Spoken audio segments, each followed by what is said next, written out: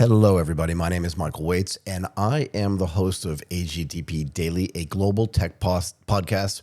We're just going to talk about the most important news globally and what's happening in the tech space. And I want to start with something a little bit simpler today, if you don't mind. Meta's VR layoffs. I want to have a different take on this actually than most people, and because I do think it's actually kind of interesting what they're doing here. And I wanted to kind of reference this article from CNBC. They announced these layoffs here. It's a big deal. Look, I don't like to see anybody lose their job, but I think because it's happened to me. I worked in the financial services. Friends of mine lost their jobs every time there was a financial crisis or some big blow up in the financial services space. Somebody would lose their job. I don't like to see it. So that's not what we're talking about here. But let's be careful because there are a bunch of different topics to cover, right? The first is, excuse me, just after over 4 years after Facebook changed its name to Meta, they're saying, yeah, we don't think this is going to be as big a business as we thought it was going to be. And remember, the Meta Quest, right, which is what they're calling their VR and AR product line right now, is like an outgrowth of their Oculus acquisition. They acquired Oculus, you won't believe this, but back in 2014. Yeah, so they've been working on this for a long time. I mean, we're in 2026. It's over 12 years. And I think if I remember correctly, when they invested in Oculus, it was like a $2 billion to a $3 billion acquisition, some stock, mostly cash. And this was a big deal. And they made such a big deal out of it that they said, we're going to bet the whole company on this. I mean, look, Facebook as a platform is great. You know, everybody's still using it. They still have billions of users there. There's a big ad business around it. But clearly the market is going to move in a different direction. And again, if you don't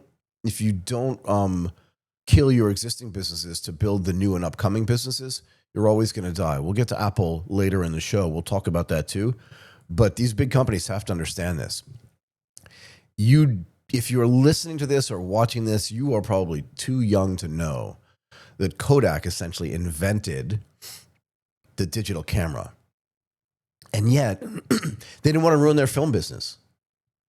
Do I have to say anything else? When was the last time you bought a Kodak camera? When was the last time you bought Kodak film? When was the last time you know anybody that bought any kind of Kodak product? What is it now? Like it's a chemical company, which essentially is what a film company was anyway. Meta is still going to work on their partnership with Ray-Ban on the Orion glasses. And I think this whole thing is going to change, actually. I want to talk about glasses a little bit, but I think it's going to move from this idea of we're going to live in virtual reality and in the metaverse. And to be fair, let's just say this. Humans want to interact with other humans. People need a hug, and you're not hugging an avatar. You're just not. And if your avatar hugs somebody else's avatar, and I get it, you can build haptics and stuff like that into this, but like that sort of human to human feeling is something that's never going to go away. We can argue about this in 100 years from now if you'd like, but I don't think it's ever going to go away. And I think this is just the realization that people came to. And again, to be fair, when Mark Zuckerberg was doing some of the original demos of what Meta thought the Metaverse was going to look like, there's kind of stubby figures that looked like they were those Play School characters that you had on that little yellow bus. I'm dating myself again. But I mean, nobody wants that. And I think that they realize that as well. But this glasses thing can actually be really important. Snap is working on glasses. Meta's working on glasses. Apple has Vision Pro. This Vision Pro was never meant to be like a consumer product. This I can guarantee. They never would have rolled it out at a price that high. This was meant to be like an SDK test for developers. It worked pretty well. They haven't released a new version of it, maybe some software updates and stuff like that. But we'll get to this too. Is Apple really a great software company anymore? Anyway, we can talk about it. But why do I think this is important? I live in Thailand, and you may not know this, but 22% of the world's sophisticated dynamic lenses are actually made in Thailand. Thai Optical, and then Hoya, which is a Japanese company, but maintains a big factory presence in Thailand. 22% of the world's lenses are made here, about 800 to 900 million lenses a year. And I think this is actually super important, right? Because I think the glasses are going to morph, right, from AR and VR into how much information can a human actually carry around with them. Right now, if I want to figure something out, I can ask my phone. I can do a search on it, right? I can carry a supercomputer in my pocket. What if I just had a supercomputer in my eyes, right? And I remember, actually, this must have been the mid to late 90s. I remember reading an article in the New York Times that said scientists have figured out Scientists have figured out how to replicate, at least on a very simple basis, the core functionality of the human eye. And I think as we just continue to develop more more AI stuff, I don't think we're going to be that far away from being able to replicate like what the human eye does, as sophisticated and as complex as it is. But I think what's going to happen here is that these glasses are going to, like I said, morph from being AR and VR and be just like massive sources of information. And I don't want to speculate on what that's going to mean for like how the human brain develops and how the human memory works. I'm not a scientist. I'm not a doctor, but I don't think it can be great for us. Honestly, I do not think it'd be super great for us. But the jury is still out on that. But I did want to kind of just bring all these things together. But here I think is going to be the important point that nobody else is going to make about this. Everyone's going to talk about the layoffs. They're going to talk about how AI is taking everybody's job, right? Because the core part of this story is that Microsoft is now pivoting, massive pivot, from its original Facebook platform, which is the original name of the company, into the metaverse, which obviously did not work. And a lot of people are going to talk about, see, they're capitulating. It's just a gigantic failure. But to me, the more important part of this story is if you're like, who was it? Michael Jordan said, you don't make any of the shots you don't take. Right. And I think it was Wayne Gretzky who said, I'm skating to where the puck is going to be, not where it is. And I think that that's actually what Meta's trying to do here. The key thing to understand about this is not the layoffs, which, like I said, are bad, and not the failure in the development of products that are related to AR and VR. It's important, but not that important. What's more important, I think, here, whether it's on a personal basis or on a corporate basis or on an SME basis, is whatever your core business is today, it's not going to be that in 5 years. And if you just keep doing it over and over again, you're going to lose. We'll talk about this when we get to our topics on Apple as well. But the key here, right, is that Facebook and Zuckerberg and the senior management there, they understand that taking a risk is important. They don't know if their AI bet's going to pay off, and they are investing a ton of money in it, way more, frankly, than they invest, because it's much more capital intensive and it's way more sophisticated business. But they are going to invest a ton of money into AI. And this is the thing you just have to know about a company like Facebook. They're going to take big swings. And that's, I think, is the most important part of this story. Layoffs are important. Like I said, I don't like to see anybody lose their job. We're not happy about that. I have my own fundamental beliefs about whether AI itself is going to take a human job. I've seen multiple tech cycles. Every time some new shiny piece of technology gets invented, right? I remember when spreadsheets were first invented. Yeah, I just dated myself. But they said, oh, this is going to put accountants out of business. I mean, it didn't put accountants out of business. All it did was allow accountants to do way more business. Because instead of having to like do all those calculations manually, they can now put them in a spreadsheet. And if one of their clients called them and said, hey, I need to change that number, they didn't have to go back and find that number somewhere on some random piece of paper where they had written it down. They just had to go back to the spreadsheet where the line item was and put it in. And the more sophisticated the spreadsheets got, the more sophisticated the accountants could be. And then what did? They started providing other services. They started providing advisory services. And to be fair, I think the same thing is going to happen here. You can go all the way back to the invention of the automobile. What's going to happen to people in the horse business, right? You have to think about it in this context. So is AI going to put everybody out of a job? I mean, maybe in the short term, but the way these tech cycles work, I think everything is going to move faster anyway. So I'm less worried about like, oh, people are going to lose their jobs because of this, and more just like, what are the fundamental beliefs around how this technology is going to get used? Okay. Let us move on to our second topic, and that is Google Workspace Gemini's Trojan horse? Okay, and I want to talk about that in the context of this article, and there's a lot to cover here, actually. I want to talk about this in the context of this article from the IFR, International Financing Review, because I think this is actually super important. The contention here, and you'll see where this Google Workspace being a Trojan horse for Gemini fits in with OpenAI. But OpenAI, according to IFR, is facing a $20 billion black hole in its accounts this year as a series of, I love this, buy now, pay later. Do big companies do BNPL? I thought this was just for people that couldn't afford to buy a pair of jeans for their kids, which is the way I had most of my clothes purchased for me when I was a kid on layaway. You can ask my mom and dad about that. But anyway, big companies are doing BNPL. And what types of things are OpenAI buying? Well, they're buying chips, they're buying servers, they're buying data center space, they're buying a whole bunch of stuff. They're building massive infrastructure. And part of this story rhymes for me. And it rhymes with what happened in the late 1990s and the early 2000s with Amazon. There was a lot of sermon drang back then about the investment in infrastructure, the investment in product, the investment in people that Amazon was making, and they were just burning and burning and burning money. And the funny thing was to watch people actually shorting the stock back then. I was working in the stock market at the time, and you just watch Amazon stock go up and up and up. People would short sell it, so it would fall a little bit, and the higher it would go, the more people had to cover their shorts. OpenAI is not a public company, although they are thinking about going public at a price that I think is kind of ridiculous. But again, I don't give investment advice here. I just talk about what I see. But let's talk a little bit more about this. They're going to have to come up with a ton of revenue. And Amazon actually had a different outcome than I think OpenAI is, and I'll tell you why.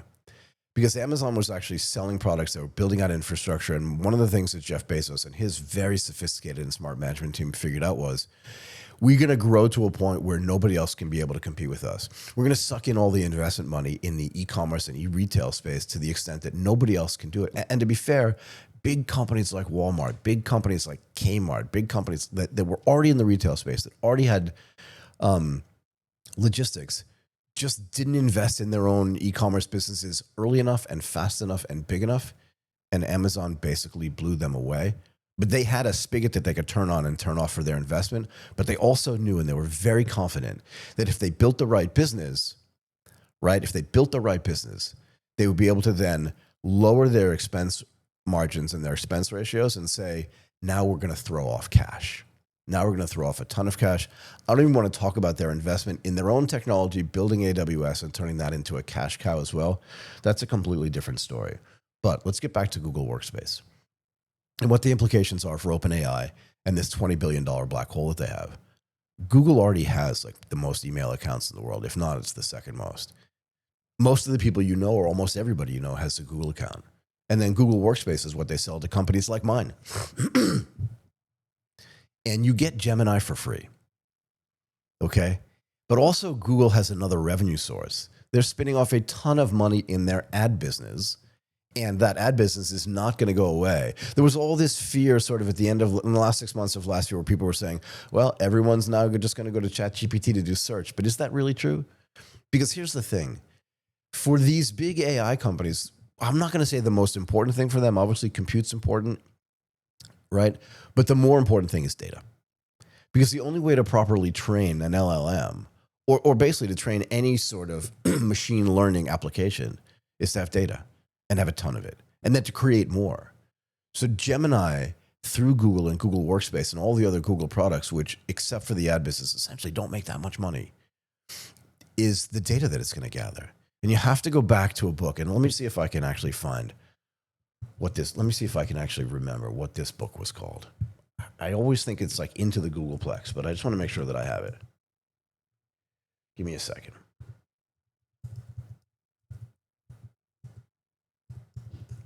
I want to get the name of this right. In the Plex, excuse me. How Google Thinks, Works, and Shapes Our Lives. This is a 2011 book by Stephen Levy. He's an American technology officer. I read this book actually when it first came out. And I won't say it was scary, but it made me think like one of the contentions of this book, or one of the assertions of this book, was that the more data Google gathers, the harder it's going to be for anybody to compete with them in search. Because they're going to understand how to build the right search algorithms based on all the data they've already gathered. And remember, this was just in 2011. That's more than a decade and a half ago. And Google did not just wake up last week and say, oh, we need to build Gemini. If you've been following what senior management at Google's been doing, or at Alphabet's been doing for the past almost 3 decades now, but 2.5 for sure, they've been talking about artificial intelligence forever. I mean, were pushed essentially by OpenAI into releasing Gemini. But again, to be fair, we don't know where Gemini was like operating in the background in places where we didn't understand until they announced it. But now when you go to search for something on Google, you can see it's popping up everywhere. That's them telling you, yeah, we have our own artificial intelligence as well. Plus we have this massive search business. And the one thing that Google doesn't do, that OpenAI does, is they don't buy things on BNPL. They're not doing buy now, pay later. They throw off way more than enough money, right, that they can pay Apple billions of dollars a year for search, right? They get their search tool on Apple products. OpenAI doesn't have any other business. And this is what I mean when I talk about this. And let's just talk about what the investment landscape looks like, right? Investments in OpenAI have totaled $60 billion approximately. And I think 40-something billion dollars of that just comes from SoftBank. And I do think we should digress a little bit here because SoftBank is actually interesting. Masayoshi Son and his ability to invest in things and his desire to invest in things at size and scale is not new. When Yahoo was first started, they were looking to raise $10 million. Not first started, but you know what I mean. When they first were starting to raise a real size of money, they were just going around to investors and say, we need $10 million to build out our business. And back then, things were more expensive, right? Compute was actually percentage-wise more expensive than it is today. So they needed a lot of money. And when they got to Masayoshi Son, who even if you know this, like who built SoftBank from scratch, essentially, and they thought he was insane when he was doing that in Japan, and he was. But I mean, he succeeded, and he doesn't always succeed. None of us do. But he went and he talked to the guys at Yahoo, and he was like, "Look, $10 million is not big enough. If you want to build a moat around your business, I'll give you $100 million if you'll take it." And here's the other thing that people don't know: that $100 million turned into billions of dollars for SoftBank. And the other thing that Masayoshi Son did was he said, "I'll give you $100 million, and I want the Yahoo franchise brand for Japan." And while Rakuten's a big thing, Yahoo still remains like a big deal in Japan. And during all that sort of early building of the internet, Yahoo was like a big brand in Japan. People had Yahoo emails. I know I did. And that was a big thing. But the key here is to just try to understand what's going to happen to these big companies like OpenAI, and Anthropic actually could run into the same problem. They have some similar investors as well. All the people that have invested in them, whether they're strategic investors or just monetary investors, have said, we don't know who's going to win this because we don't know what winning looks like. For people that think we're in the late innings of the AI game, this game hasn't even started yet. Has not even started yet. But my point is that this article is a little bit prescient, and it feels like it's an article about OpenAI. But to be fair, I feel like this is more of an article about who's going to win in the artificial intelligence space, and companies that have been developing it at least as long have way more financial resources that aren't at risk, right? Because for OpenAI, they're going to need to raise money. They can't spend CapEx out of their own revenue because their revenues are just a fraction of their costs. And again, the bigger you want to be, the more sophisticated you want to be in the AI space, the more money you're going to have to spend.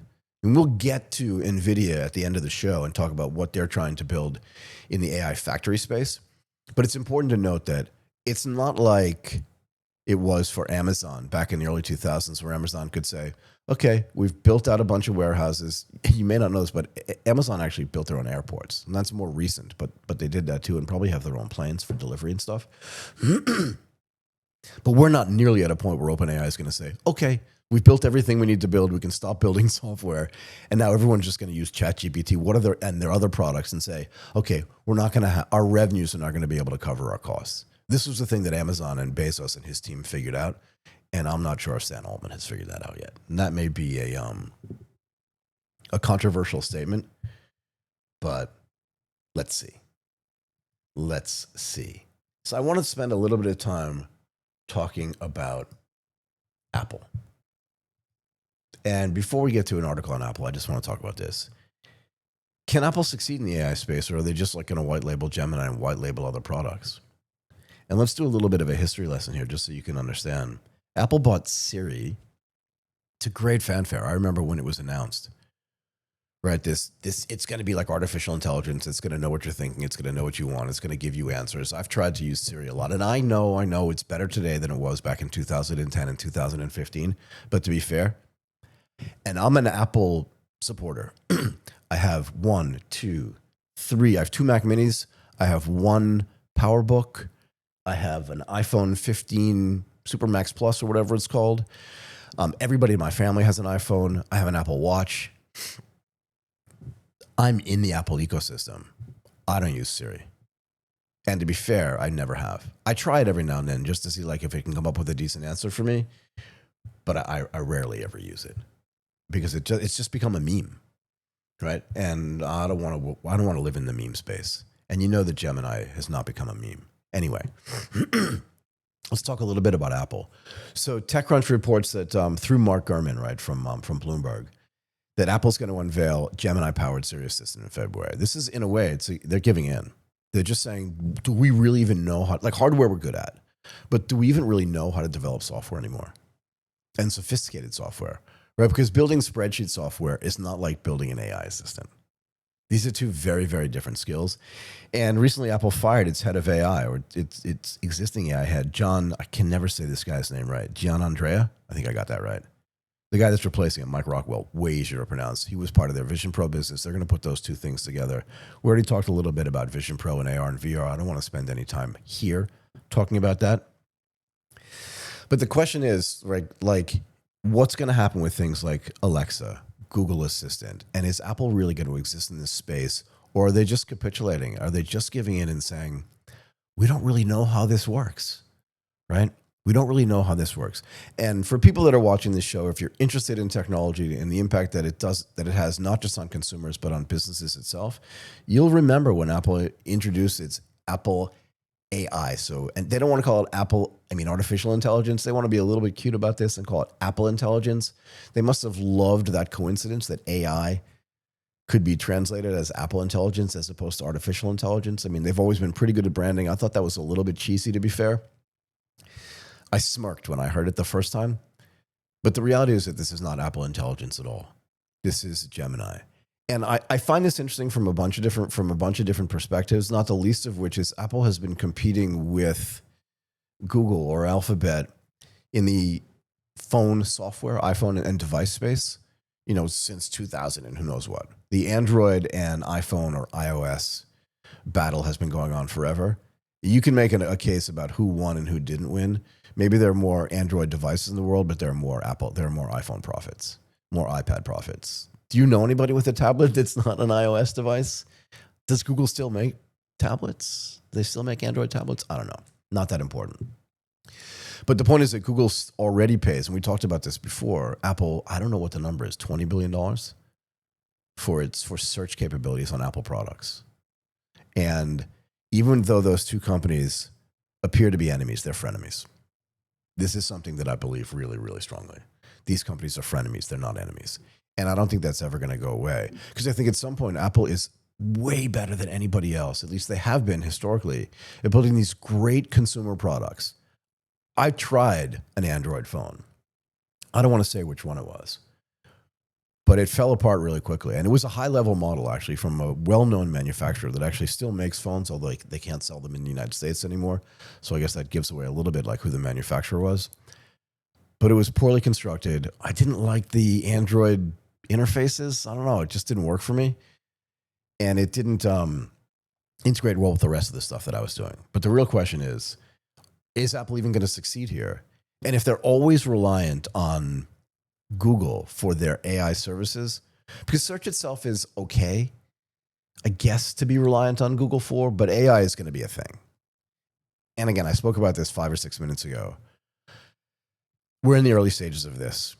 If you're an American, we would say you're in the early innings. This is inning number 1. This could still be batting practice as far as I'm concerned. And in the long arc of like technological development, this is probably still just batting practice in the AI space. We have no idea where this is going to go or who's going to win. We talked about that a little bit earlier as well. But I guess the real question for me is Apple even really good at building software anymore? Let's see if we can find out. Now, let us talk about I think what's the biggest story, to be fair, in in the tech space today. And that's Nvidia. So the question I want to ask myself is Nvidia turning compute, power, and data centers into a single stack? So before we get to that and before we get to this article, I just want to talk about this a little bit. What was Nvidia? Nvidia was a GPU maker, and they were making chips for game companies, game consoles, and also putting them into some PCs, but mostly for games and for graphics. I mean, it's in the name. That's what the G stands for, right? Graphics. And these AI companies came out and they were like, actually, these chips are way more efficient for our AI calculations and for dealing with and for dealing with this infrastructure than anything else. And and Jensen Huang basically doubled down, tripled down on this stuff, and turned Nvidia into one of the most powerful technology companies in the world. And again, this gets back to the conversation we're having at the beginning of the show with Meta. Great leaders take big risks. They do, particularly if their existing product line feels like it's going to die out, or if there's any kind of fear that it's going to die out. You want to be the guy or the gal that's going to replace your own product. You don't want to wait for somebody else to come along and do it. Did we talk about Kodak at all? And the way that they invented the digital camera and how nobody buys Kodak film anymore? I think Nvidia was worried about this as well. And they did a super good job about turning themselves into a multi-trillion-dollar company by building these GPUs into basically like the core heartbeat of what's happening in the AI space. Now let's talk about this. They announced, and this is from CNBC, you can see it here, CoreWeave stock, and I'm not making investment advice. I don't really care so much. I operated in the equity markets for 20 years. CoreWeave, right, which is a data center company, stock jumps 12% as Nvidia invests $2 billion to expand AI data center capacity. So if you think about it, what's the question that I ask myself here? Is Nvidia turning compute, that's the important part about this, power also important, and data centers into a single stack? So does Nvidia just want to be a company that makes the most sophisticated GPUs in the world and then sells them at scale to big companies that are existing in the AI space? Or do they kind of want to be the AWS of AI? Building data centers take time. It takes a ton of energy. And these are way more, an AI data center is going to be way more sophisticated than a traditional data center. And you saw this actually. I can't remember what year this happened, but Facebook basically, and this was, I don't want to say early on, but not recently. Facebook basically said that the data center needs that we have are so sophisticated and so bespoke, we're actually going to build and design our own servers, write some software on there, because we're dealing with billions of users, not just every single month, but every single day. And we're going to have the ability to do compute at a speed and a latency that nobody else can do and provide for us. And if we're not managing it ourselves, and if we don't have diversified locations, our business is going to fall apart. So they spent a ton of money and made a ton of investment in that as well. Apple did the same thing. Microsoft, obviously, with their Azure business did the same thing. And I mean, AWS is AWS. AWS does build and Azure does the same thing. And Apple tried but failed. We talked about that with Siri. They all build their own sort of AI services, but they're not building the chips. And this gets back to kind of like the Apple model. Maybe NVIDIA's kind of like the old Apple in a way, where they say, we build the chips and the hardware, but now we're also going to build the data center and the software that's associated with running these data centers. And that's, I think, super important, right? Because if they can control the entire stack, what does it mean for them, their ability to control everything that's happening in the AI space? There's a lot, and the way the world is moving today, right? And again, we talked about early innings, but the way that the world is moving today is if you can control as much of the AI space as possible, you are now going to be in control of one of the fastest growing tech businesses in the world, and everyone's going to have to lean on you for their stuff. Or we talked about this earlier. Nvidia is an investor in OpenAI, right? And I believe that Nvidia was also an investor. I can double check this. Yeah, in Anthropic. So why would they do this? Well, I don't want to use the word that I'm thinking in my head, but imagine, you know what I'm talking about. But anyway, essentially what they're saying is we're going to invest in these companies. And they're not, if we give these companies investment money, they're not going to go out and buy chips. And frankly, who else is making the sophisticated GPUs enough to be able to compete with what NVIDIA is doing? And it gets back to this in the Plex thing that I talked about. The more data Google gathered, the more they were going to understand the data that was going to get built anyway. And I don't know, you want to call it a virtuous circle or a vicious cycle. It's definitely a vicious cycle for other companies that want to create their own GPUs. And I would make a bet, actually, that Apple's going to try.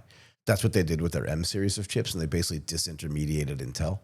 You may forget, but Apple switched from IBM chips to Intel chips to great fanfare. And while they were doing that, they bought an ARM company, and a very sophisticated company that made chips for ARM.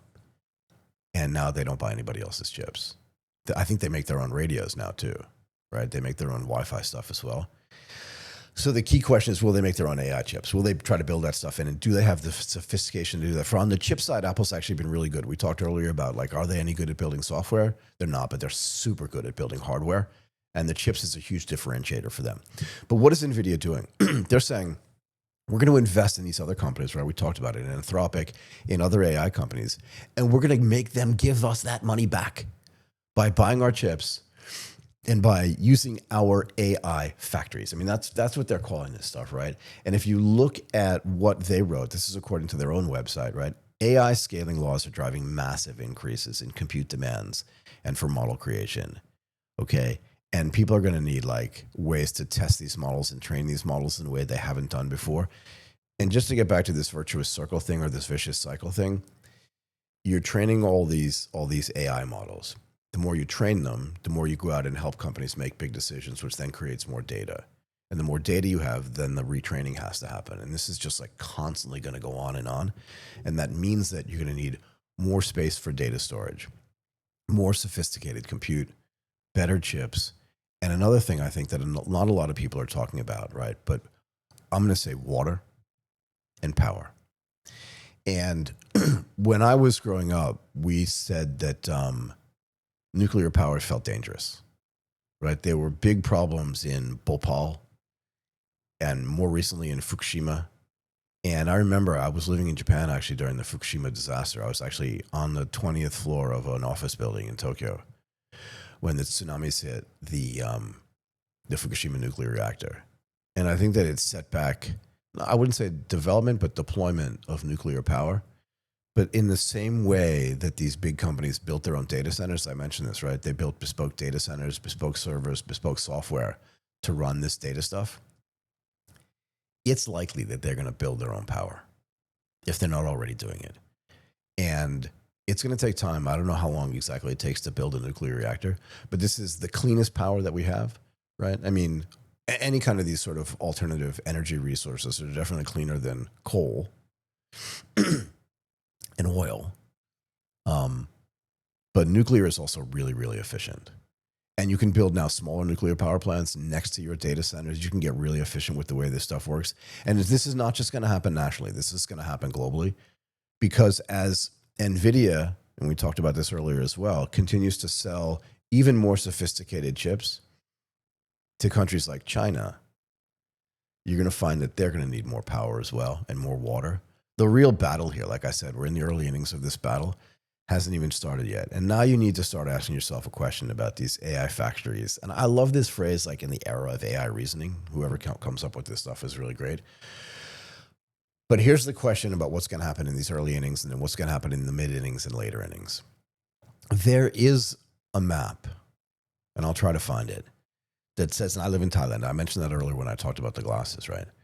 There is a map of the world that says that within 5 hours from me, there are more people than outside of that circle of 5 hours from me. And I think what that means that over time is that the real battle is going to be obviously in technology, but in power usage, water usage, and also the development of these artificial intelligence chips and other sophisticated technologies. And you're just going to have to ask yourself, as this region becomes more and more important, what is that battle actually going to look like? I don't know. I'm not going to make any decisions. I can't be sure about who's going to win. I can't be sure who's going to win the Super Bowl in 2 weeks, although I'm pulling for the Pats. But I don't know who's going to win that game. So I definitely don't know who's going to win a much more sophisticated game around who's going to win this AI battle. But I do think it's going to actually be super, super interesting, actually. And I don't think it's going to be Apple. Let's see. There is some sense, right, that look, I did a recording with a guy named Philip Johnson a couple of years ago on a completely different topic, but now he's building this company called StarCloud. They're literally putting data centers on satellites and floating them around the world. And I remember having a conversation with Arthur Brightman from Tezos and asking him what he thought about this. He wasn't 100% convinced. You can watch that episode on the Asia Tech Podcast, another show that we do. It's pretty big. There's some question in my mind is we want data centers and artificial intelligence data centers and factories floating around in the atmosphere. But I'll leave that for scientists and people that are a lot smarter than I am to do this. But the point here is that I think that we're in the early innings of this thing, and I'm going to be fascinated to watch what happens here. Nvidia is making, again, another gigantic bet in the AI factory space, and let's see how that continues to play out. Okay, I'm going to leave it with that. I loved covering these 4 topics. We talked about Meta laying off some employees, its impact on the glasses space and stuff like that. We talked about OpenAI, and is Google's Workspace a Trojan horse for Gemini? And I think it's actually possible, particularly if they start working closer together with with Nvidia. We talked about Apple. Are they really good at building software anymore? I don't know. And they've capitulated by essentially making Siri into Gemini. Gemini is going to power Siri, at least according to TechCrunch. And then this CoreWave investment that Nvidia is making, I think, is going to be transformational. And this is not a short-term thing. I think it's going to be a longer-term thing. Thank you very much. If you like this show, subscribe, hit the like button, and we'll be back again tomorrow. Thank you.